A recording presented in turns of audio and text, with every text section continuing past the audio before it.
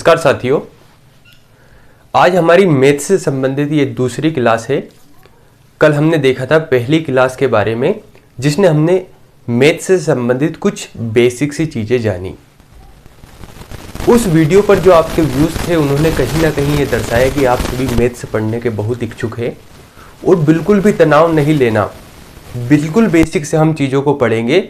अगर शुरुआत में आपको कम समझ में आता है तो ये मत समझिए कि कुछ कमी है कि यार मुझे तो समझ में ही नहीं आ रहा मैथ, या मुझे तो मैथ्स से आज भी डर लगता है। नहीं, प्रारंभ में चीज़ें जटिल रहती है, थोड़ी कठिन रहती है, धीरे धीरे सरल होती जाएगी। थोड़ा सा मैं कल की चीज़ों को एक बार रिवाइज करवा दूँ।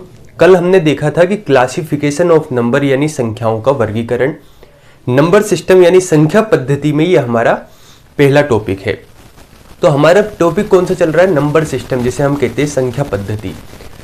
नंबर सिस्टम को अगर आप बहुत बेसिक लेवल से पढ़ लेंगे तो पूरा मैथ्स आपके लिए इतना आसान हो जाएगा कि जिस दिन हमारी मैथ्स की क्लासेस खत्म होगी उस दिन आप कहेंगे कि सर हम तो मैथ्स के विद्वान बन गए। बशर्ते कि आप नंबर सिस्टम को इतने बेसिक लेवल से पढ़ ले कि उसके बाद चीज़ें रहे ही नहीं कुछ पढ़ने के लिए। तो कल हमने क्या देखा? क्लासिफिकेशन ऑफ नंबर में नंबर्स को हमने देखा कि संख्याएं तीन प्रकार की थी। पहली थी वास्तविक संख्या यानी रियल नंबर, दूसरी काल्पनिक संख्या और तीसरी थी मिक्स्ड यानी कि मिश्रित संख्या, मिक्स्ड नंबर।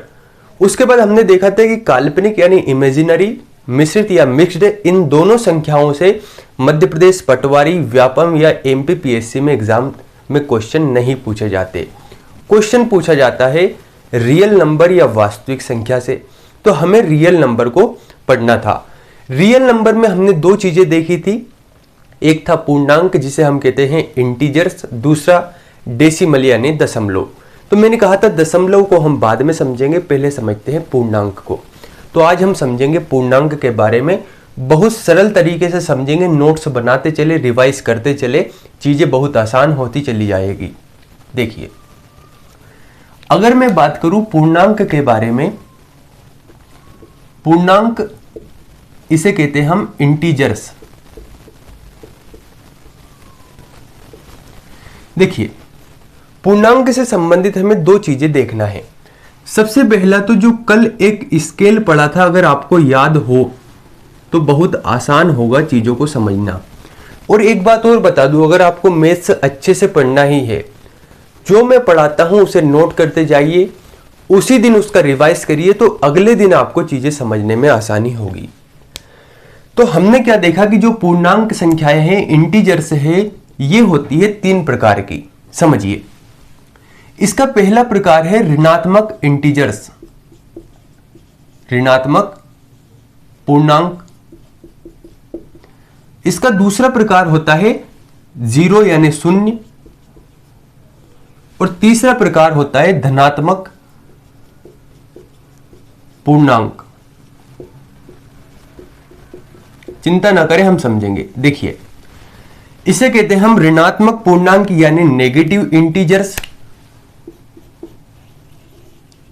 Negative integers. इसे कहते हैं हम शून्य यानी जीरो, इसे कहते हैं हम पॉजिटिव इंटीजर्स, पॉजिटिव इंटीजर्स। देखिए, जब हमने पहला वीडियो पिछली क्लास देखी तो उसमें हमने देखा कि वास्तविक संख्याएं क्या होती है। सेम वही चीजें यहां पर देखना है कि पूर्णांक या इंटीजर्स तीन प्रकार के हैं, ऋणात्मक पूर्णांक, शून्य और पॉजिटिव पूर्णांक। अब इसको आप समझेंगे कैसे? तो देखिए, यह हो गया शून्य यानी जीरो।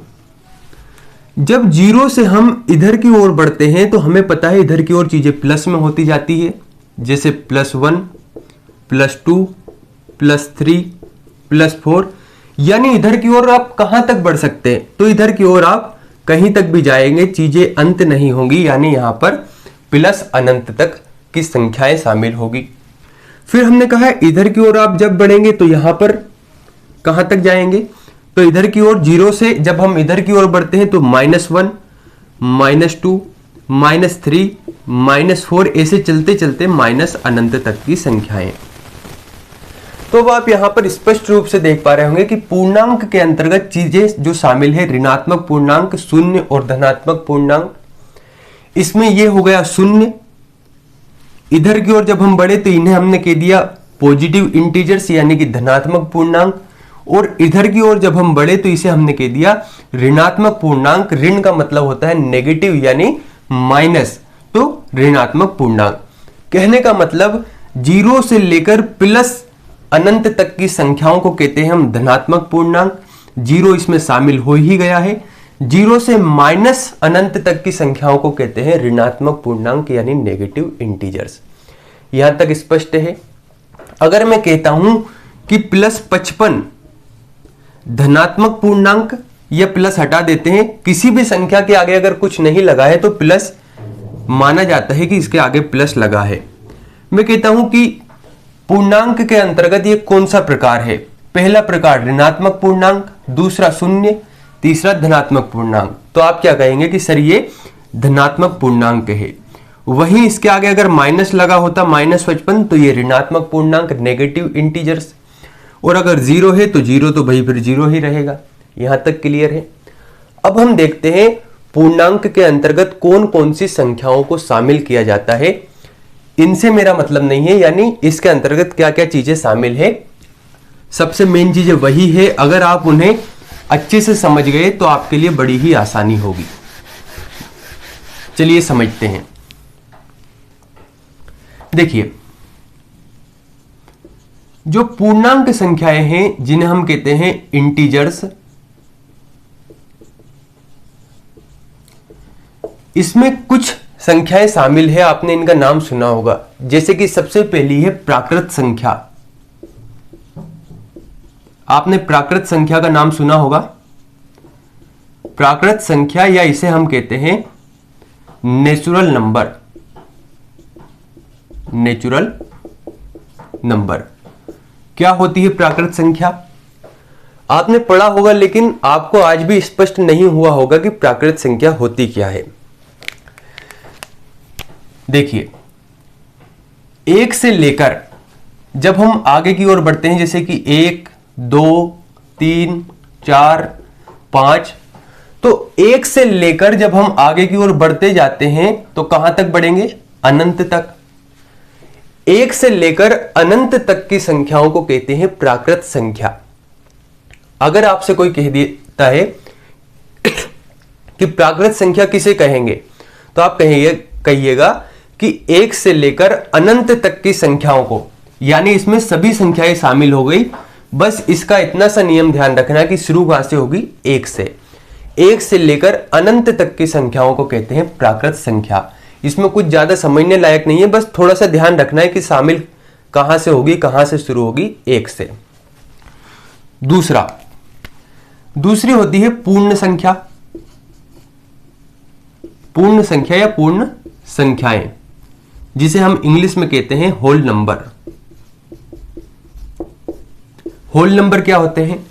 तो प्राकृत संख्या और पूर्ण संख्या में इतना सा अंतर है कि प्राकृत संख्या 1 से लेकर अनंत तक की संख्याएं हैं, जबकि पूर्ण संख्या में 0 भी शामिल होता है। 0, 1, 2, 3, 4, इस तरीके से ये बढ़ती चली जाएगी। कहां तक? अनंत तक। यहां तक क्लियर है? एक बार और बता देता हूं। प्राकृत संख्या या नेचुरल नंबर का मतलब है 1 से लेकर अनंत तक की संख्याएं, और पूर्ण संख्या या होल नंबर का मतलब है 0 से लेकर अनंत तक की संख्याएं। दोनों में क्या अंतर है? पूर्ण संख्या में 0 लगा रहेगा और प्राकृत संख्या में 0 नहीं लगा रहेगा। ये 1 से शुरू होगी और पूर्ण संख्या 0 से शुरू होगी। ये तो बड़ा आसान है। तीसरा आपने पढ़ा होगा अभाज्य संख्या। इस अभाज्य संख्या को कहते हैं ऋण नंबर या ऋण संख्या। अगर मैं इंग्लिश में बात करूं तो इसे ही कहते हैं प्राइम नंबर। ठीक है, दो हमारी हो गई प्राकृत संख्या, पूर्ण संख्या। तीसरी कौन सी है? अभाज्य संख्या, ऋण संख्या, या इसे कहते हैं प्राइम नंबर। तो प्राइम नंबर कहां से शुरू होता है?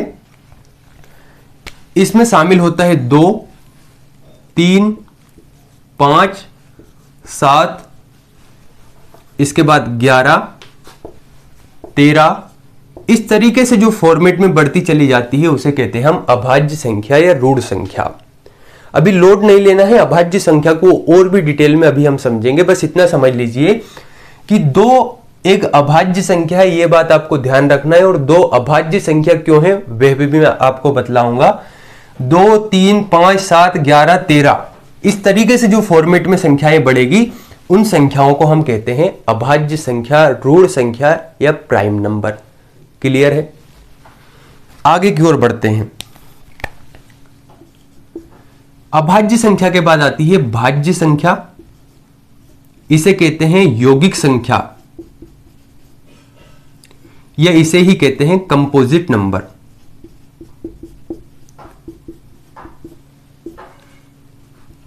कंपोजिट नंबर कहां से शुरू होगी आपकी? देखिए 4, 6, 8, 9, 10, 12 इस तरीके से जो फॉर्मेट में बढ़ती चली जाती है उन्हें कहते हैं हम भाज्य संख्या या यौगिक संख्या। सबसे पहले आप इसे नोट कर लीजिए तो आपको समझ में आएगा कि अभाज्य संख्या क्या है, भाज्य संख्या क्या है। अभी लोड नहीं लेना है, अभी मैं समझाता हूं। सबसे पहले प्राकृत संख्या को हमने क्या देखा? 1 से लेकर अनंत तक की संख्याएं। अनंत का मतलब मैंने कल भी बताया, यानी जिन संख्याओं का अंत ही ना हो। आप दिमाग में कोई भी संख्या सोच लीजिए, मान लीजिए अरबों खरबों कितनी ही संख्या सोच लीजिए, लेकिन एक बात जरूर है कि इसके आगे भी कोई संख्या जरूर है। इसका मतलब संख्याओं का अंत नहीं है। तो 1 से लेकर अनंत तक की संख्याओं को कहते हैं नेचुरल नंबर या प्राकृत संख्या।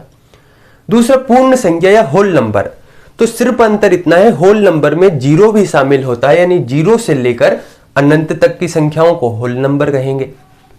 तीसरा अभाज्य संख्या जिसे हम कहते हैं रूढ़ संख्या या प्राइम नंबर। इसमें है 2, 3, 5, 7, 11, 13 इस तरीके के जो फॉर्मेट में आगे बढ़ती जाती है उसे कहते हैं हम अभाज्य संख्या। चौथा है भाज्य संख्या या यौगिक नंबर, इसे कहते हैं कंपोजिट नंबर या यौगिक संख्या। तो 4, 6, 8, 9, 10, 12 इस फॉर्मेट में जो आगे की ओर बढ़ती चली जाएगी उसे हम कहेंगे भाज्य संख्या, कंपोजिट नंबर या यौगिक नंबर। अब आपके मन में 2 से 3 डाउट जरूर आ रहे होंगे, और एक बात और मैं गारंटी से कह सकता हूं, जब आप वीडियो को पूरा देख लेते हैं तो आपके माइंड में जितने भी डाउट चलेंगे सारे समाप्त हो जाएंगे। पढ़ाते समय डाउट आएंगे लेकिन वीडियो के अंत तक चीजें समाप्त होती चली जाएगी। इन दोनों में आपको डाउट नहीं आ रहा होगा, डाउट यहां पर आ रहा होगा।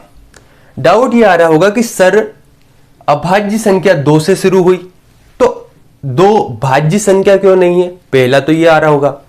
दूसरा यह आ रहा होगा कि सर जो 1 है ये एक भाज्य या अभाज्य किसी में भी शामिल नहीं है, तो एक भाज्य नहीं है अभाज्य नहीं है, ऐसा क्यों? तो देखिए अब इसके पीछे के तर्क को समझते हैं। अभी हम थोड़ा सा इनकी डेफिनेशन को समझेंगे तो आपको चीजें स्पष्ट हो जाएगी। मैं इन दोनों को मिटा रहा हूं, इनको तो आप समझ गए होंगे, प्राकृत संख्या को और पूर्ण संख्या को।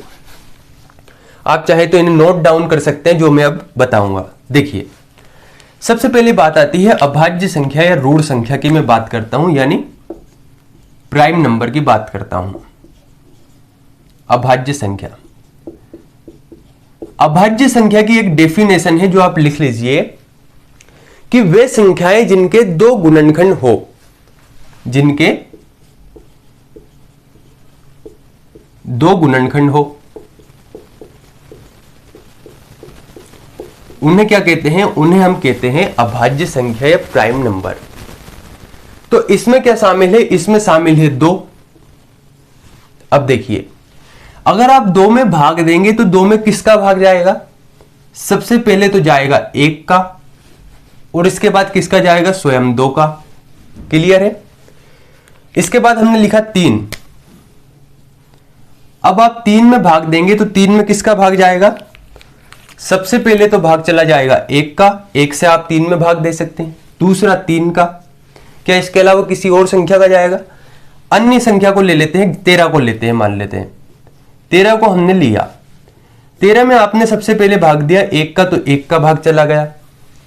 13 का दिया तो 13 का भी चला गया। आप मुझे बताइए क्या इसके अलावा किसी अन्य संख्याओं का इसमें भाग जा रहा है? आप कहेंगे सर नहीं जा रहा है। हमने इसकी डेफिनेशन क्या पढ़ी कि अभाज्य संख्याएं वे हैं जिनके दो गुणनखंड हो। तो क्या इन संख्याओं के दो गुणनखंड हैं? तो आप देखेंगे कि 2 में 1 से भी भाग जा रहा, 2 से भी जा रहा, इसका मतलब इसके भी दो गुणनखंड हैं। 3 में 1 से भी जा रहा, 3 से भी जा रहा, इसका मतलब इसके दो गुणनखंड हैं। 13 में 1 से भी जा रहा और 13 से भी जा रहा, इसका मतलब इसके भी दो गुणनखंड है। क्या 13 में और किसी संख्या का भाग जाएगा? नहीं जाएगा। इसका मतलब क्या है कि अभाज्य संख्या में शामिल होने के लिए जिस शर्त को पूरा करना होता है, और शर्त क्या है कि दो गुणनखंड होना चाहिए, तो इन संख्याओं के दो गुणनखंड है, इसलिए हमने इसे शामिल कर दिया अभाज्य संख्या में, प्राइम नंबर में। अब आगे की ओर बड़े दूसरा समझते हैं, भाज्य संख्या। अभी मैं अभाज्य संख्या को हटा देता हूं, बोर्ड पर थोड़ा सा जगह कम मुझे दिख रही है। अभाज्य को तो हमने समझ लिया, अभी हम एक पर भी आएंगे, आप चिंता ना करें, बिल्कुल डिटेल में समझेंगे। आपने कभी मैथ नहीं पढ़ा होगा इस तरीके से, मैं गारंटी लेता हूं। दूसरा है भाज्य संख्या। भाज्य संख्या या कंपोजिट नंबर। तो भाज्य संख्या की क्या डेफिनेशन है? भाज्य संख्या कहती है कि साहब जिनके 3 या 3 से ज्यादा गुणनखंड हो, जिनके 3 या 3 से ज्यादा गुणनखंड हो, ज्यादा गुणनखंड हो, उन्हें हम कहते हैं भाज्य संख्या, या उसे हम कहते हैं कंपोजिट नंबर। तो हमने इसमें सबसे पहले क्या लिखा? सबसे पहले लिखा 3 या 3 से ज्यादा गुणनखंड हो, इसमें हमने लिखा 4 को। अब देखिए, जब आप 4 में भाग देने के लिए जाते हैं तो 4 में किस किस का भाग जाएगा समझिए। सबसे पहले तो इस 4 में भाग चला जाएगा 1 का, 1 चुक 4, 2 का भी चला जाएगा, 2 दून 4, और स्वयं 4 का चला जाएगा। हमने क्या पढ़ा कि भाज्य संख्या के लिए या तो 3 गुणनखंड होना चाहिए या 3 से ज्यादा गुणनखंड होना चाहिए। तो हम यहां पर देख रहे हैं कि इसके 3 गुणनखंड है, इसका मतलब ये भाज्य संख्या है। दूसरा चलो ले लेते हैं, हम 9 को ले लेते हैं। हमने 9 को शामिल किया। 9 में सबसे पहले तो आप भाग दीजिए 1 का, 1 का भाग चला जाएगा, फिर दूसरा भाग चला जाएगा 3 का, 3 तिया 9, फिर इसके बाद किसका भाग जाएगा? इसके बाद भाग जाएगा 9 का, यानी 9 के भी 3 गुणनखंड हो रहे, इसलिए ये भाज्य संख्या में शामिल हो गई, तो हमने इसे भाज्य में शामिल कर दिया। चलिए 12 को ले लेते हैं। 12 को हमने उठाया। सबसे पहले जब हम 12 में भाग देने के लिए जाएंगे तो 12 में चला जाएगा 1 का भाग, 1 से 12 बार। दूसरा जो हम भाग देंगे इसमें 2 का भी चले जाएगा, 2 चुक 12, 3 का भी चला जाएगा, 3 चुक 12, 4 का भी चला जाएगा, 4 तिया 12, इसके बाद 6 का भी चला जाएगा, 6 दून 12, और स्वयं 12 का भी चला जाएगा। तो हमने क्या कंडीशन पढ़ी कि साहब अगर भाज्य संख्या होना है, यौगिक नंबर होना है, यौगिक संख्या होना, कंपोजिट नंबर होना है, तो उसके या तो 3 गुणनखंड हो या 3 से ज्यादा गुणनखंड होना चाहिए। तो 4 ने भी शर्त पूरी की कि हमारे 3 गुणनखंड है, 9 ने भी कहा कि हमारे भी 3 है, 12 ने कहा साहब हमारे तो 3 से ज्यादा है, हमें तो आप शामिल कीजिए ही, तो इसके 3 से ज्यादा है। आप देख पा रहे होंगे 1 2 3 4 5 6 गुणनखंड इसके आपको देखने को मिल रहे हैं। तो अब आपको ये तो समझ में आ गया कि यार 2 को अभाज्य में इसलिए शामिल किया क्योंकि उसके केवल 2 गुणनखंड हैं। भाज्य में 4 को शामिल किया, 6 को किया, 8 को, क्योंकि इनके 3 या 3 से ज्यादा गुणनखंड है। अब बात ये आती है कि साहब 1 को शामिल क्यों नहीं किया? तो 1 आया किसके पास? अभाज्य संख्या के पास, यानी प्राइम नंबर के पास। अभाज्य संख्या के पास आया। अभाज्य संख्या से 1 ने बोला कि देखिए हम अकेले हैं, आप हमें हमारे आपके ग्रुप में शामिल कर लीजिए। तो प्राइम नंबर अभाज्य संख्या ने कहा कि ठीक है आप हमारे ग्रुप में आ जाइए, लेकिन हमारे ग्रुप में आने के लिए आपको एक शर्त पूरी करनी पड़ेगी। 1 ने कहा क्या शर्त है आपकी? कि देखिए साहब अगर आपको हमारे ग्रुप में शामिल होना है तो आपके कम से कम 2 गुणनखंड होने चाहिए। तो 1 ने कहा ये बात है कि हाँ, तो चलो देखते हैं हमारे कितने गुणनखंड है। तो ये आया 1 में हम जब भाग देने लगे तो 1 में केवल भाग गया 1 का। क्या 1 में 1 के अलावा किसी और संख्या का भाग जाएगा? नहीं। तो जब एक में एक का ही भाग गया तो समझ में आया कि यार हमारे तो दो गुणनखंड है ही नहीं। तो अभाज्य ने कहा देखिए भाई साहब हम आपको नहीं रख सकते क्योंकि आपका केवल एक गुणनखंड है, आपके दो गुणनखंड नहीं है। आप हमारे ग्रुप में शामिल होने के लिए जो निर्देश हैं, जो शर्त हैं वो पूरी नहीं कर रहे हैं, तो आप हट जाइए। तो एक वहां से भागा और भागकर पहुंचा भाज्य संख्या के पास, कंपोजिट नंबर के पास। कंपोजिट नंबर से कहा कि देखिए भाई साहब हम गए थे अभाज्य संख्या के पास, उन्होंने हमें रखा नहीं, तो आप हमें रख लीजिए। कंपोजिट ने कहा बिल्कुल आपका स्वागत है हमारे ग्रुप में, बस आप हमारी शर्तें पूरी कर दीजिए। एक फिर माथा पकड़कर बैठ गया कि यार यहां पर भी कोई शर्त है। तो उसने कहा कि साहब जब हमारे ग्रुप में हम किसी को शामिल करते हैं तो या तो उसके 3 गुणनखंड हो या उसके 3 से ज्यादा गुणनखंड हो, आपके कितने हैं? तो एक ने कहा कि साहब हम वहां पर तो बताए कि हमारे कितने गुणनखंड हैं, यहां पर देख लीजिए। फिर एक में भाग दिया तो केवल एक बार एक का ही गया, एक में एक से ही भाग गया कि साहब हमारे वहां पे 2 गुणनखंड नहीं हो रहे थे, आप कह रहे हो 3 गुणनखंड होना चाहिए। तो जब एक के यहां पे भी 3 गुणनखंड नहीं हुए, वहां पर भी 2 गुणनखंड नहीं हुए, तो अभाज्य संख्या ने भी उसे भगा दिया, नहीं शामिल कर सकते। भाज्य संख्या ने भी भगा दिया, नहीं शामिल कर सकते। कहने का मतलब ना तो उसने अभाज्य संख्या की शर्त पूरी की, उसके 2 गुणनखंड नहीं थे, उसमें केवल एक का भाग जरा था और एक गुणनखंड होने के कारण वो भाज्य में भी शामिल नहीं हुआ, सॉरी अभाज्य में भी नहीं हुआ, और उसका एक ही गुणनखंड है, जबकि भाज्य संख्या में शामिल होने के लिए 3 या 3 से ज्यादा गुणनखंड होना चाहिए, तो उसके केवल एक गुणनखंड था, तो वो भाज्य में भी शामिल नहीं हो सका। इसलिए एक ना तो अभाज्य संख्या है और ना ही भाज्य संख्या है। ध्यान रखिएगा, अगर प्रश्न बना कि एक अभाज्य संख्या है या भाज्य संख्या है या इनमें से कोई नहीं, तो आंसर क्या आएगा? इनमें से कोई नहीं। ठीक है, अब इसके बाद मेरे हिसाब से आपको चीजें स्पष्ट हो गई होगी, और अभी भी नहीं होगी तो चिंता मत कीजिए, आप कमेंट कर दीजिए क्या समस्या आ रही है, और धीरे धीरे आप चीजों को समझ जाएंगे। इसके बाद आपको 2-3 चीजें थोड़ा सा ध्यान रखना है। अगर आप उन्हें रट भी ले तो रट लीजिए, आपको बस याद रखना है उसे। क्या? अगर आपसे बोल दिया जाए कि सबसे छोटी अभाज्य संख्या कौन सी है, सबसे छोटी अभाज्य संख्या, तो आपने क्या देखा कि सबसे छोटी अभाज्य संख्या कौन सी है? अभाज्य संख्या को जब हमने पढ़ा तो उसमें सबसे पहले क्या लिखा था? हमने लिखा था 2 को। इसका मतलब सबसे छोटी अभाज्य संख्या है 2। याद रखिए, यह कभी भी प्रश्न बन सकता है। दूसरा, अगर आपसे बोला जाए कि सबसे छोटी सम अभाज्य संख्या, ध्यान रखिएगा सम अभाज्य संख्या, तो ये कौन सी है?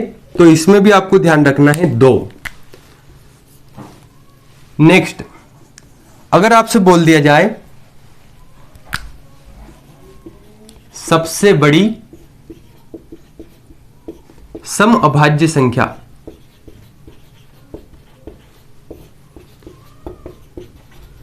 कौन सी है? तो यहां पर भी ध्यान रखना है 2।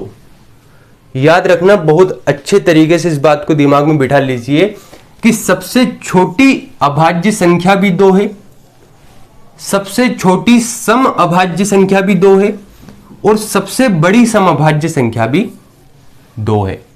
मेरे ख्याल से चीजें आपको स्पष्ट हुई होगी। क्लासिफिकेशन ऑफ नंबर में कल हमारा आखिरी वीडियो रहेगा। इसके बाद हम शुरू करेंगे यूनिट डिजिट, यानी हम सबसे पहले पढ़ेंगे इकाई अंक के बारे में। तो दोस्तों, उम्मीद करता हूं आपको वीडियो पसंद आया होगा। आपके कुछ कमेंट है तो कमेंट कर सकते हैं। चैनल को लाइक सब्सक्राइब करना ना भूलें, ताकि आपके सब्सक्राइब करने से, आपके लाइक करने से मुझे भी एप्रिसिएशन मिलता है, मुझे भी एप्रिसिएट मिलता है कि यार चलो हम जो कंटेंट बना रहे हैं, कम से कम आप देखकर आपके जीवन में कुछ परिवर्तन आ रहा है। खुश रहिए, मस्त रहिए, पढ़ते रहिए, रिवीजन करते रहिए, और हमारा जो ये वीडियो है इसका थोड़ा सा टाइम जरूर बताइए कि आप किस टाइम पर वीडियो देखना चाहते हैं। मेरे ख्याल से मैं सोच रहा था कि शाम को 7 बजे डेली अगर हम क्लासेस रहें तो काफ़ी फायदा रहेगा। धन्यवाद।